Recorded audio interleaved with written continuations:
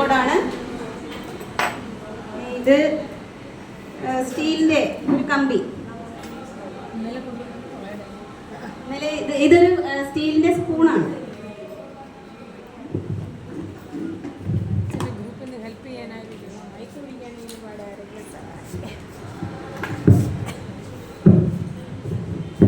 ഒരു ഇരുമ്പാണിയാണ്.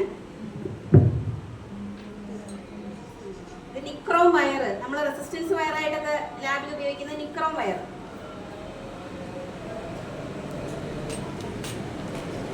നമ്മുടെ മരുന്നിന്റെ സ്ട്രിപ്പ്, മരുന്നെല്ലാം എടുത്ത് കളഞ്ഞിട്ട് ബാക്കി വരുന്ന സ്ട്രിപ്പ്.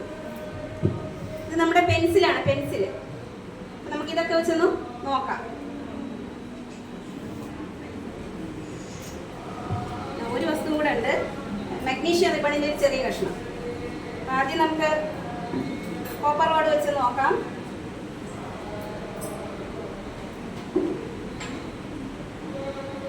LED സ്ട്രിപ്പ് കത്തി. അപ്പൊ അതിന്റെ അർത്ഥം വൈദ്യുതി കോപ്പർ ദണ്ടിലൂടെ കടന്നു പോയി.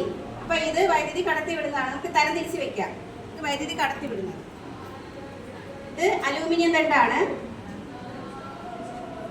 LED സ്ട്രിപ്പ് കത്തി, അതായത് ഇതും വൈദ്യുതി കടത്തി വിടുന്നുണ്ട്.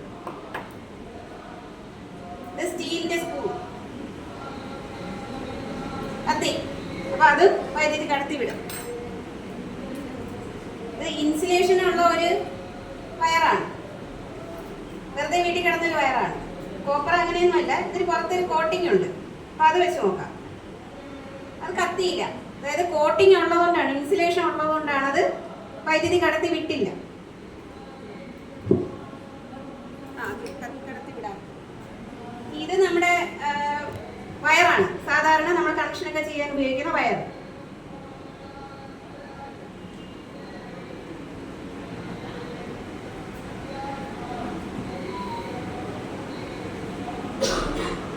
അപ്പൊ അത് കടത്തിവിടും.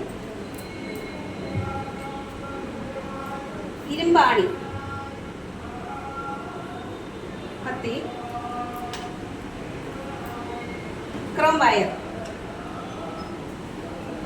കത്തുന്നുണ്ട്. സ്റ്റീൽ കമ്പി കത്തുന്നുണ്ട്. മഗ്നീഷ്യം റിബണിന്റെ കഷ്ണം.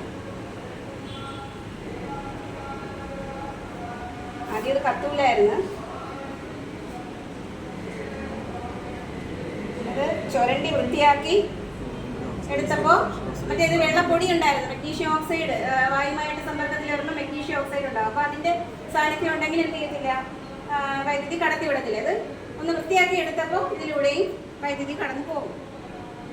ഇനി നമ്മുടെ കയ്യിലുള്ളത് പെൻസിലാണ്. ഇതിന്റെ ഒരു സൈഡ് പൊളന്നെടുത്തതാണ്, പൊളന്നിട്ടുണ്ട്. അപ്പോൾ ഒരു സൈഡ് നമുക്ക് തടിയാണ്, അകത്തെ സൈഡ് ലെഡ്, അപ്പൊ ഗ്രാഫൈറ്റ്. അപ്പൊ അത് നമുക്ക് ഈ തടി വരുന്ന ഭാഗം ഒന്ന് വെച്ച് നോക്കാം.